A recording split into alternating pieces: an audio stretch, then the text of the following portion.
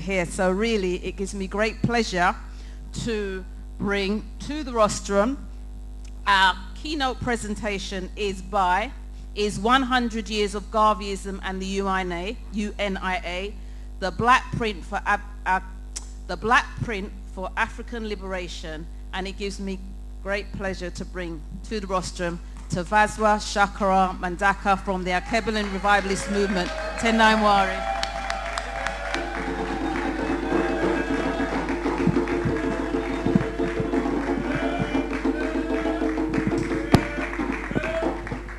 All right, Tenaimwari.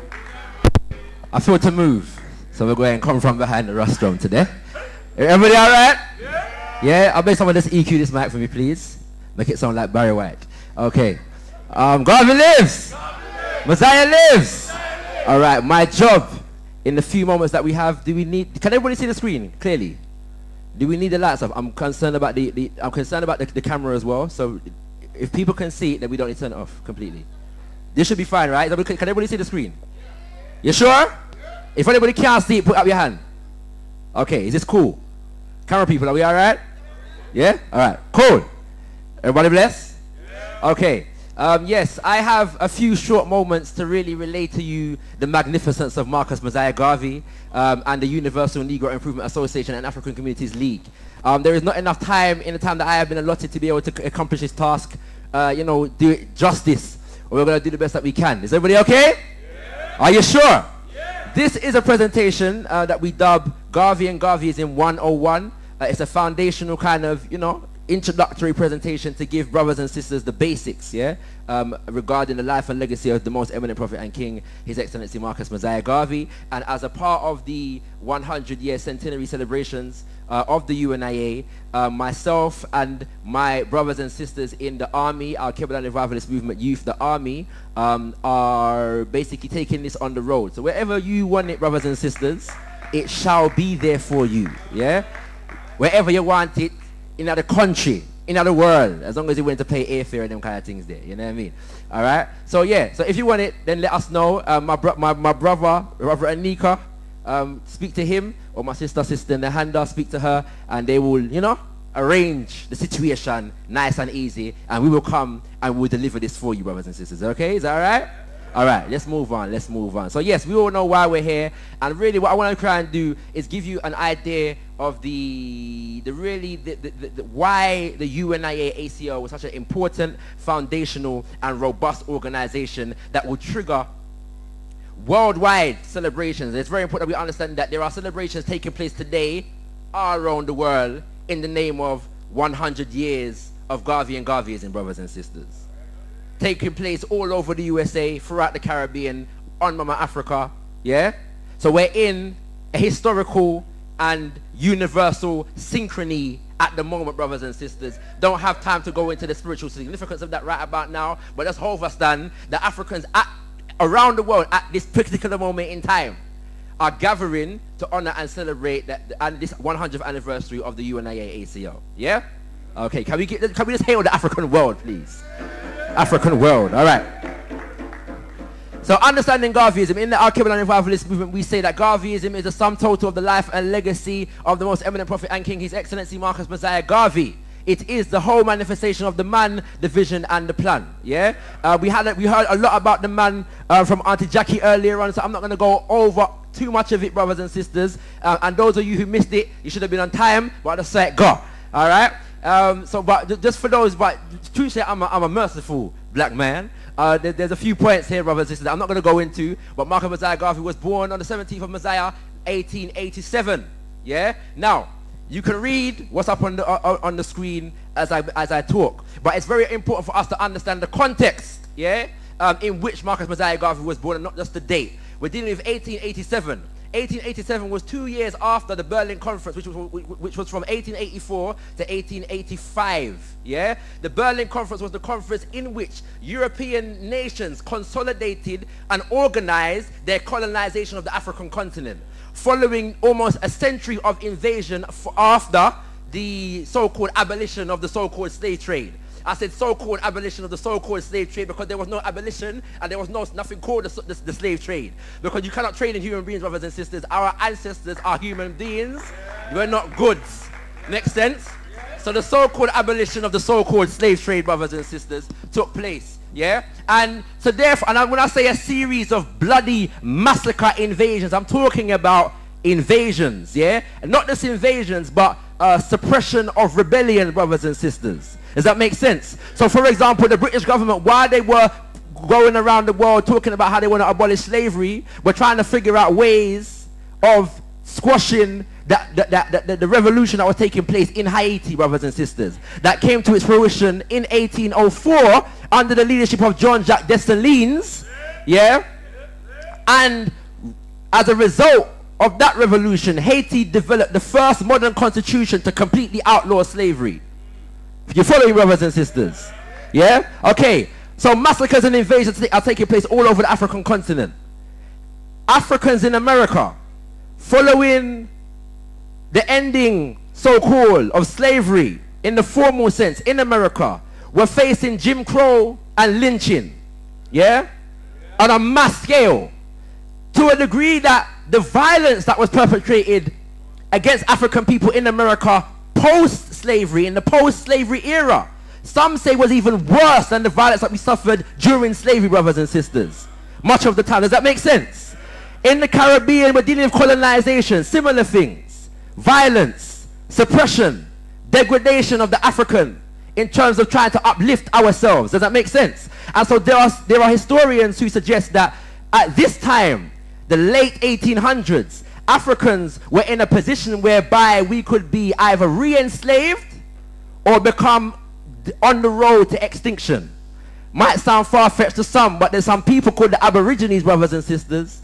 There's some people called the Maoris, brothers and sisters. There's some people called the Aztecs, brothers and sisters, who came up against the wicked European, yeah, and decided to fight back. And as a result, the wicked European unleashed the full extent of his wickedness against them. Does that make sense? And to this day, yeah, we very rarely see them, brothers and sisters. Does that make, are you following me? They have a reparations movement going on at the moment, though, brothers and sisters. You also need to know that, yeah. But it's not too far-fetched to suggest that Africans could either be re-enslaved or become extinct. And so this was the context in which Papa Garvey was born. It's very important for you to understand that, for you to understand the significance of why the UNIA was such an important organization. Yeah? So, you know that he, as was said earlier, he led a lot of strikes. Yeah? The importance of these strikes, brothers and sisters, is that the fact that when Mosiah Garvey led those strikes, he was in a position of power, in the sense that he was given privilege, and he was even they tried to entice him with promises of even more privilege if he sided with his superiors against the interests of the workers, and he decided to side with the workers against the interests of their imperialists and bosses. You following, brothers and sisters? Okay, so right, we ain't got time to go into all of this, but just know that it's very important stuff. All right? Yeah.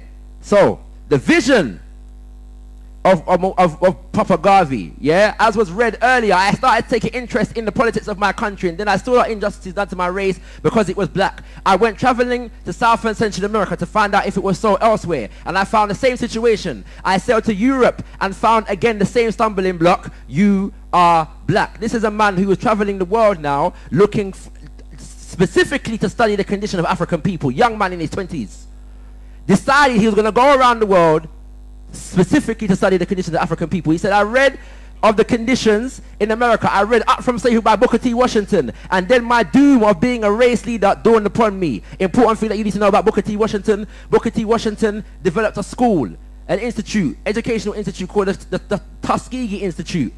Tuskegee Institute was built by the students who studied in the institute, brothers and sisters. But not only did they build the building that they were educated within, they also made the bricks that build the building. You know, right? You ain't hear what I said. You ain't hear what I said. You ain't hear what I said. I said not only did they build the building that they were schooled in, they also made the bricks that built the building. Very important for you to understand that, because this is the reason why Papa Garvey was so inspired by the example of Booker T. Washington, brothers and sisters. Are you following me? Are you sure? Garvey lives? Mosiah lives. In London, after I traveled through almost half of Europe, I asked, where is the black man and woman's government? government? Where are their queens and kings and kingdoms? Where are their presidents, their countries, their ambassadors, their armies, their navies, their men and women of big affairs? I looked around and I saw none. Then I said, I will help to create them. What I want you to pay attention to here, brothers and sisters, is the fact that he's talking about a nation. He's talking about a nation. Where are their governments? Where are their queens and kings and kingdoms, their armies, their navies, their ambassadors, their men and women of big affairs? So from the inception of the UNIA-ACL, brothers and sisters, it was a nation-building agenda. You're not hearing me, I say. He's thinking worldwide. And that is manifested, brothers and sisters, in the meaning of the name, the Universal Negro Improvement Association and African Communities League. Universal. That means everywhere. That's what that means, you know. It means everywhere. And Papa Garvey was fond of calling it the Universal Negro Improvement Association and African Communities League of the world. That means everywhere. You following me? So from the inception of the UNIA, brothers and sisters, we're talking about a vision that was global. It was not regional. It wasn't local. It wasn't just concerned with Africans in Jamaica, Africans in America, Africans in Britain. It was concerned with every African on the planet. And just as a note, we give honor and praise to the name of Amy Ashwood Garvey, as we did earlier on, as a founder member of the UNIA-ACL, brothers and sisters. Very, very revolutionary name. Don't sleep on how revolutionary the name was, because we're dealing with an era in which the word Negro was the vogue for referring to African people. Colored hadn't even really kicked in yet. You following me? So when a man says the Universal Negro Improvement Association and African Communities League of the world, that identification with Africanness is quite important. But African Communities League of the world, Lord of mercy, very serious things. It is for me to inform you, Papa Garvey explaining the vision and the mission of the UNIA, that the Universal Negro Improvement Association is an organization that seeks to unite into one solid body the 400 million Africans of the world, to link up the 15 million Africans in the United States with the 30 million Africans in the West Indies and the 40 million Africans of South and Central America and the 280 million Africans of Africa, for the purpose of furthering our industrial, commercial, educational, social and political conditions. Bear in mind that some people question Papa Garvey's mathematics in the sense that 400 million was the estimated number of Africans on the planet at the time. Whether he was wrong or right, brothers and sisters, is not really that important. All you need to know is that when he said 400 million, he meant everybody, the whole away. Yeah? So I'm talking every single African upon every square inch of the planet Earth is who Papa Garvey was talking about. You following me? People call the Garvey movement the Back to Africa movement.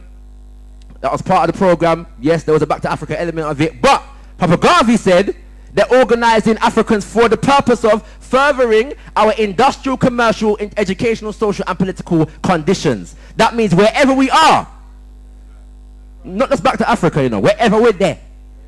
Wherever you are as an African, you should be interested in furthering our industrial, commercial, social and educational and political conditions. Does that make sense? Okay, so let's move forward right about now. The Universal Negro Improvement Association was founded on the 20th of July 1914, as you should know by now. Grew to a size of over 11 million, and that's a conservative estimate according to Baba Tony Martin.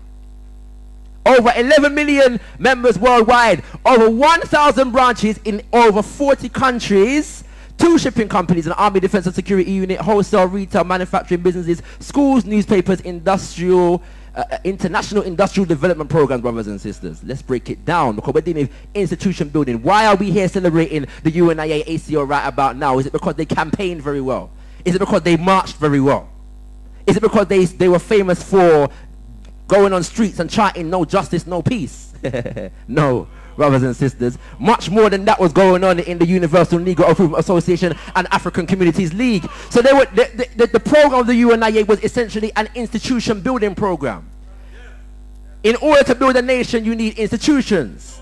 As the great historian John Henry Clark says, a people rise and fall within the context of institutions. They rise for no other reason rise no other way and fall for no other reason. So therefore, the strength of a people is going to be based upon the strength of the institutions that they build. So we have to go beyond campaign politics, yeah, and demonstrations. We have to look at what are the needs of the African. As Elder Cecil was fond of saying, ask the Garveyite question. What are the conditions of the people? What are the needs of the people? And then build institutions to meet those needs, brothers and sisters. So, there's a problem of unemployment in the African community. Therefore, the UNIA creates the Negro Factories Incorporated. The Negro Factories Incorporated a grocery stores and all kinds of different stores, laundry, a printing press, restaurants, hotels, trucking company, and factories that made black doughs. The children of the UNIA were not allowed to play with white doughs. So the UNIA made black doughs for them to play with. It's as simple as that. Tailoring, dressmaking, a millinery, and a printing press. Now what I want you to pay attention to, brothers and sisters, is that we're dealing with a 360 degrees economic spectrum. Because we're dealing with grocery stores, laundrettes, these kinds of things, hotels, where. That takes care of, retail. That means you can go into the shop and you can buy your things from an African. Okay. But the UNIA was also taking care of manufacturing. Alright. So how was the things that were being manufactured transported to the retail establishment? With a truck. A UNIA trucking company. Retail, manufacturing, distribution. Today, brothers and sisters, we just about control retailing. We're just about in retailing. We don't control it at all. Right? We're just about in retailing. If you're following me. Alright. The UNIA, brothers and sisters, as a result, employed over 1,000 Africans in Harlem alone. In Harlem, one borough within New York City. 1,000 people they employed. Yeah? Now, that's the equivalent of us employing 1,000 Africans in just East London, let's say. You following me? Alright, let's make it bigger. Let's say London. Imagine 1,000 Africans in London were employed by another African. Lord have mercy. Serious thing. Alright, so we're dealing with the 19-teens and the 1920s when all these things are being built, you know, brothers and sisters. We're dealing with the Black Star Line now. Black Star Line purchased 4 ships, laid the foundation for international trade and travel, brothers and sisters. The ships made various voyages transporting goods, yeah, you know what I mean, fruit and veg, drink and these kinds of things between America, around the Americas, let's say, yeah, from the United States of America to the Caribbean, South and Central America. Does that make sense? And the point was basically to develop an institution that was responsible for linking up the African world through trade and industry. Not just transporting African people back to Africa. Yeah? But linking up the African world through trade and industry. This is the equivalent, brothers and sisters, of an African owning and controlling an airline in this day and age. Yeah? Of an African organization owning and controlling an airline in this day and age. You following me? And it's important that we say organization, because who's seen the film Soul Plane? Who's seen Soul Plane? You seen Soul Plane? Yeah, this ain't Soul Plane. This is not Soul Plane, brothers and sisters. It's something very, very different. Okay? Because how they were able to amass the money, the funds to buy those ships, is that they sold shares to the African people of the world. The African people of the world invested in the business by buying shares, which means that this was a business that was controlled by the people, owned by the people, and put to the services of the people. Does that make sense, brothers and sisters? This is very, very revolutionary economics. Yeah? A business that is owned by the people because they bought the shares. So it wasn't owned by a board of directors, Papa Garvey and him friend them. It was owned by the people. Y'all hear what I'm saying? Y'all hear what I'm saying? Y'all hear what I'm saying? Right. The Universal African Legionnaires. This was the beginnings of an army. Where's the black man and woman's army and their navy? See it here? Look at those strong African men, brothers and sisters. Really, really imperative, because as I said, Africans were facing daily violence at the hands of the KKK, the police and these kinds of things. And also there was the issue of colonization. how were Europe able to colonize Africa? By sending their armies to Africa, correct? So therefore the African needs his own military to be able to kick them out. You following me? Now look at these African men, brothers and sisters. The fact of the matter is that during, and they did actually get into bust-ups, yeah, with the KKK and the police and them thing. They shut, did fire. It's not a joke. All right? And also, even bigger than that, when Mussolini took fast, yeah, and decided he was going to invade Ethiopia, Africans, Garveyites, signed on the dotted line and went to Ethiopia to fight on behalf of the Emperor Haile Selassie. Yeah? No joke business. That's a historical fact. Let it be known. Alright, moving on, not only the men in the UNIA were militarily trained, brothers and sisters, the sisters were also, because we don't know that the African woman is a natural warrior queen. Don't need no encouragement to get on the front line. So, we have the Universal Motor Corps, yeah? And which was a military wing exclusively made up of women. Alright, let's go further. Bigging up some of the prominent women organizers in the UNIA. You know, a lot of the time we say that in terms of the African liberation history, that oftentimes it's male orientated. Yeah, we hear a lot about the males and we don't hear a lot about the women. I'm saying that the UNIA-ACL is an exception to this rule, because most of the names, common names that you hear about other than Marcus Mosiah Garvey, are women in the UNIA. Most of the more prominent names, and these are just a few of them. Henrietta Vinton Davis, who was one of the people that led a delegation, brothers and sisters, to Liberia when the UNIA was looking to relocate itself and establish itself on the African continent. Mama Henrietta Vinton Davis led the delegation, yeah? And Papa Garvey said that something along the lines of that she was the greatest gift in the Negro race. That's what he said about her. Alright? Queen Mother Moore, die-hard, long life living Garveyite, joined the UNIA when she was 17 years old and died on the road at the age of 90. What's it, nuts it? Lifelong in the thing. 98 years old. Yeah? Joined when she was 17. I ain't gonna say no more about that. And we should know who this is. Who is this, brothers and sisters?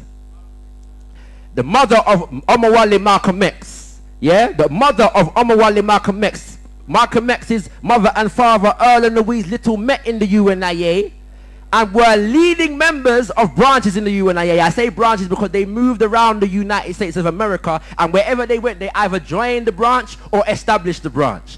Omowale Malcolm X's father, Earl Little, was known as a Baptist preacher who would preach more Garveyism than Jesus in his church. He was really dealing with the church of Garvey over Christ, brothers and sisters. That's what he was dealing with. The Church of Mosiah over Christ. Yeah, and Louise Little was a branch secretary and also editor of the newspaper, brothers and sisters. Yeah, in where she was, used to edit and help, especially with regards to women's issues and so on and so forth. Powerful African women that we need to know about. So when you see a Malcolm X come up in the 1960s, it never come from nowhere. See it there? And a little thing that I learned as well, when Papa Garvey was on the run from the US state, he used to have hideouts, different places that he used to go and hide out, safe houses, and the house of Earl and Louise Little was one of those houses, brothers and sisters. Yeah? Alright. Institution building, the Black Cross nurses, which according to certain accounts was the most active auxiliary of the UNIA, made up predominantly of African women who made up approximately 60% of the organization and in and around half of its leadership, talking about leadership at all levels, yeah, of the organization. And African women in the UNIA had these prominent positions and roles before European women in European societies had the right to vote and the right to education. And the Black Cross nurses were responsible for studying the health of African people, studying diseases amongst African people, cures among African people. They were also responsible for midwifery services, yeah, running clinics, day clinics, yeah, all manners of social welfare there. And they also had a key role in organizing the youth and the children, the education system, because the UNIA ran schools. You following me? Yeah, they played a key role in developing the young men and women, not the children, the younger adults. Does that make sense? That were organized in an auxiliary called the juveniles. Black Cross nurses had a very key role in dealing with that. The Negro World newspaper, brothers and sisters, which, as far as my research suggests, is the first international weekly newspaper ever in history. The first weekly newspaper internationally ever in history. Yeah, the Negro World grew to be the Garvey movement's #1 propaganda machinery. Little story for you. Negro was banned all over the African continent because of British and other forms of European colonialism. Yeah, African seamen used to smuggle the newspaper into different countries, and in certain countries, especially in the British colonies, so-called, you could be imprisoned for life. Yeah, for being found with a page of the Negro World. You could be put to death for being found with a page of the Negro World. Yeah, but Africans were still smuggling it in. And how it used to go was like this: brother who or sister who could read English, Spanish, and French, because the Negro World was published in 3 languages: English, Spanish, and French. International. Used to read the newspaper to a village, and the pitney, the children who heard what was being read to them, had the responsibility of memorizing it and going around villages and disseminating the message to brothers and sisters. So you hear stories about places like Congo, where it was being prophesied that a man was going to come from across the seas and kick the colonizers out of Congo. We're not joking around here. This is what was going on. You're following me? But this newspaper played a key role in organizing the African world, linking Africans in America with Africans in Africa, and Africans in the Caribbean, Africans in South America and Central America. Does that make sense? So we're getting synchrony now. Universal, global synchrony of ideological thought patterns and actions. This is what's going on. You're not hearing me, I say. The International Convention of the African People of the World, 25,000 African people from around the world attended this convention, at which 2 great feats were achieved. One was the drafting of the Declaration of Rights of the Negro people of the world. Very, very important document. Basically, it served the purpose of describing, charting, documenting all of the injustices that Africans had been facing for the last 500 years. Yeah? And then going about listing all of the rights that African people were now declaring before the world. Now I said declaring because we're not begging nobody for nothing. We're not asking no questions. This is not a protest or a demonstration. We are African people.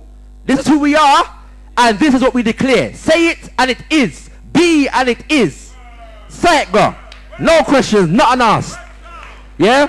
The second major feat was the establishment of a government in exile. Yeah? People say, well, who gave Marcus Garvey the right to elect presidents and prime ministers and all of the... Who gave Marcus Garvey the right?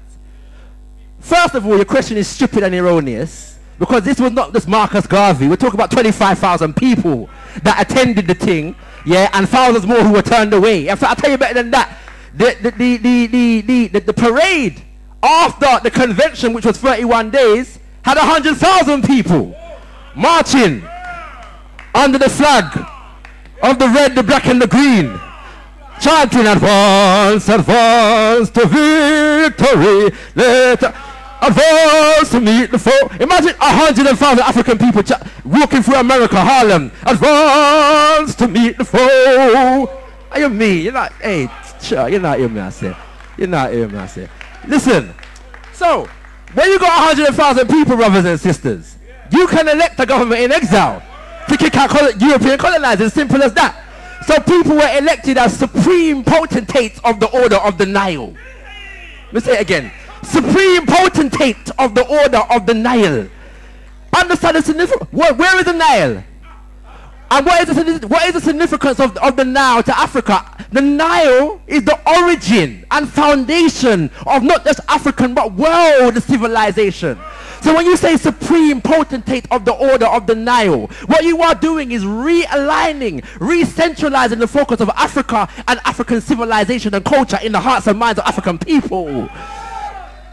And saying that we develop nation civilizations on the foundation of our own ancestral culture and civilization. I say it, go. Supreme potentate of the order of the Nile. And Papa Garvey was elected. He didn't appoint himself. He was elected provisional president of the United States of Africa. He ran against a brother from Nigeria called D. Gazi. Yeah? So not D. Gazi, D. Lewis. Yeah? D. Lewis. I never can find out what D stands for. But it's D. Lewis, yeah, according to the researcher of Baba Tony Martin, and Papa Garvey won the elections and was elected. And so, as a result, Papa Garvey was able to say things like, make no bones about it, we intend to kick every pale face out of Africa. Why? Because Africa I feel me. Africa I feel. I not feed them. Yeah? You following me? Alright, I got to move very quickly right about now. So we've got some enemies of Garvey, brothers and sisters. We have to deal with the enemies of Garvey very quickly. And because it's important for you to understand that Papa Garvey achieved all of this. The UNIA achieved all of this. Facing the intrigue of some of the greatest devils of the world.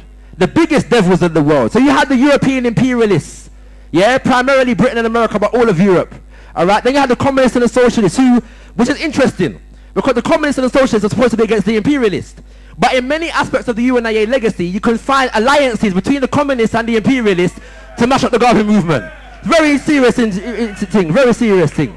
Then you have the integrationists who thought they weren't interested in nationhood and self-reliance and them things there. No, they were looking for more crumbs from the master's table. And then you had the infiltrators and this devil by the name of J. Edgar Hoover, who cut his teeth mashing up African organizations in terms of trying to sabotage the Garvey movement. Moving on very, very swiftly. So institution building, brothers and sisters, Papa Garvey says to us, it is necessary for the Negro to pay close attention to developing an appreciation for institutional life.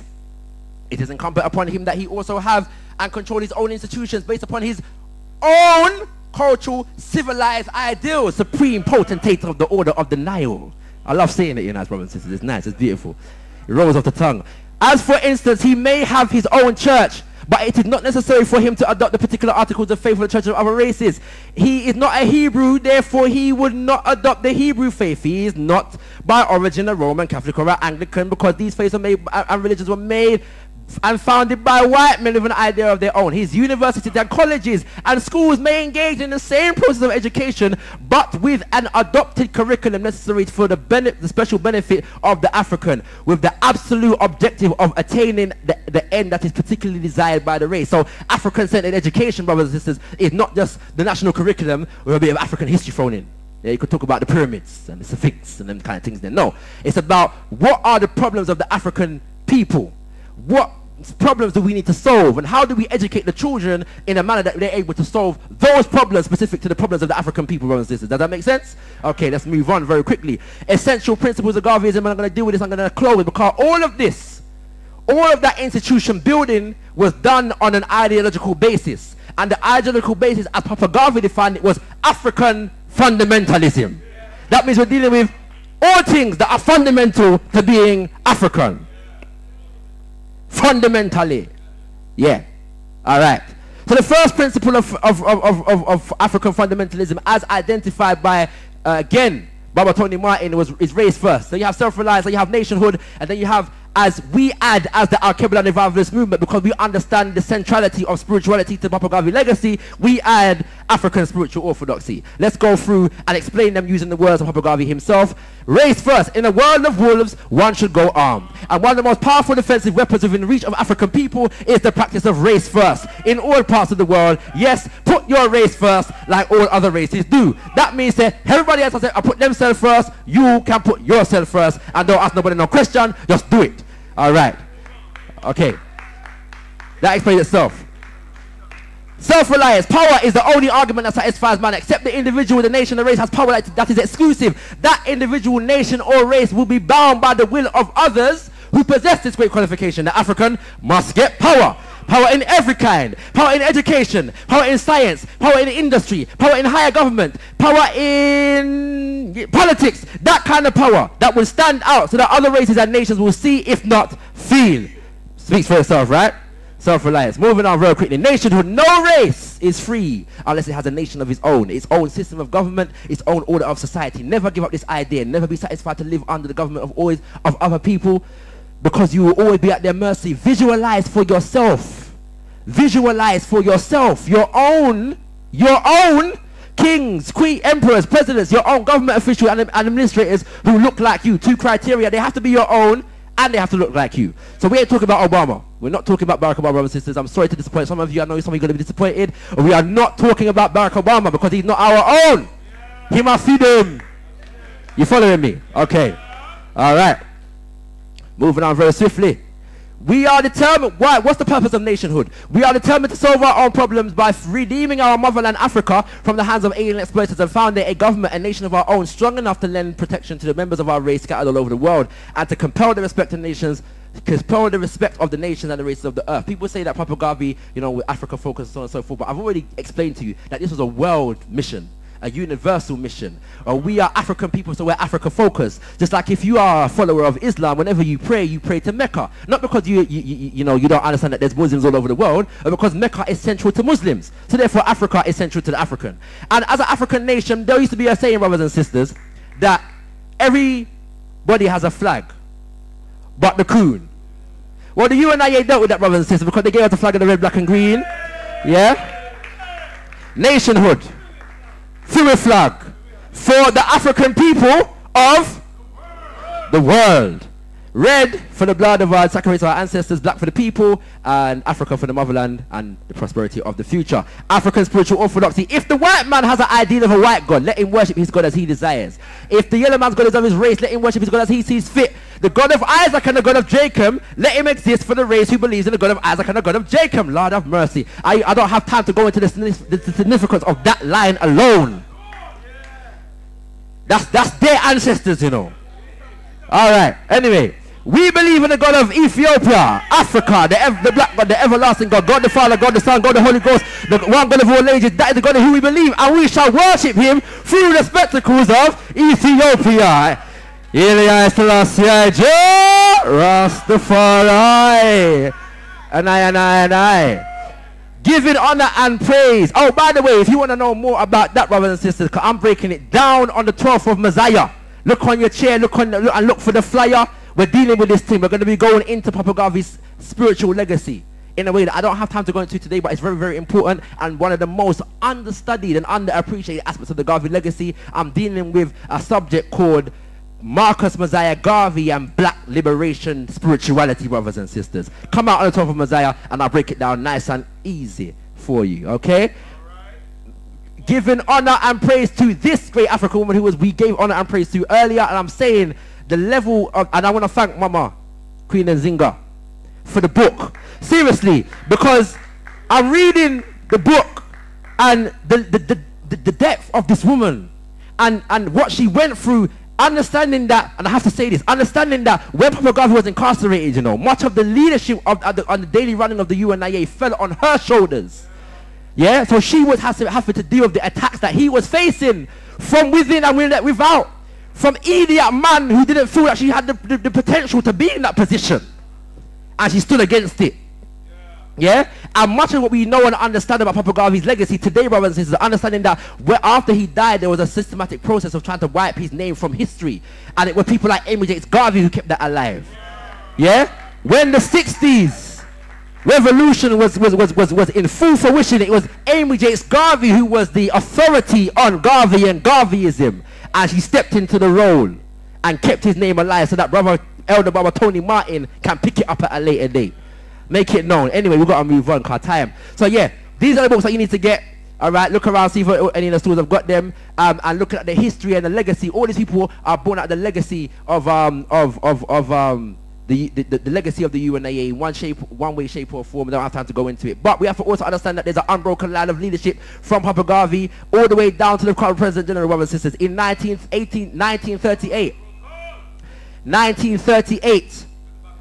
It's at the back of the program. 1938, Papa Garvey started his School of African Philosophy, where he was training specifically the new leadership of the organization. Yeah? 5 men and 5 women, and the first 4 people that are named here, brothers and sisters, was taught directly by Papa Garvey himself. Yeah? Honor and praise to the name of James R. Stewart, Thomas W. Harvey, William L. Sherrill, Charles Linneo James, Reginald Wesley Maddox, Marcus Garvey Jr., Redmond Battle, Mwalimu Edward G., and the current President General, brothers and sisters, 9th successor to the Honorable Marcus Mosiah Garvey, Baba Senghor Baye, who will be joining us in this country for the 100th celebration of the UNIA-ACL, brothers and sisters. Check the flyer, it's on your chair, make it known, and be there. Support the elder. I guarantee you won't be disappointed. I guarantee you won't be disappointed. Alright? Now, last and finally, brothers and sisters, I have to tell you about the vision of the Interim National African People's Parliament, or should I say the vision of the National African People's Parliament, because we are just simply trying to build the legacy of Marcus Mosiah Garvey. Asking the Garveyite question, as Elder Cecil says, what are the conditions of African people in this country, and what institutions do we need to be able to meet those needs and solve those problems, brothers and sisters? This is what we are doing. inap.org.uk. inap.org.uk. Get the information, get involved. And last and finally, I want everybody to look on the chair and find the Mosiah leaflet very quickly. The Mosiah leaflet, the month of Mosiah, because we don't call the month August no more, because we're not the children of Augustus Caesar, we are the children of Marcus Mosiah Garvey, so we dash with Augustus and we big up Mosiah. Simple as that. Take the flyer, brothers and sisters, don't put it down and fling it where. Very important. It's an entire month, 31 days of observance and celebration of the life and legacy of the most eminent prophet and king, His Excellency Marcus Mosiah Garvey. That's my time, brothers and sisters. Thank you very, very much for listening. I hope I was able to enlighten some of you. Garvey lives! Mosiah lives! Tendam warrior. Tendam warrior, brothers and sisters.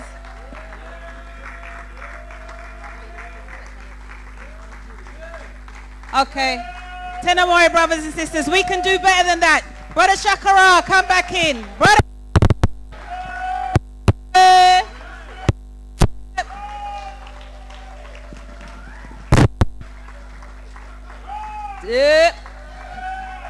Yeah.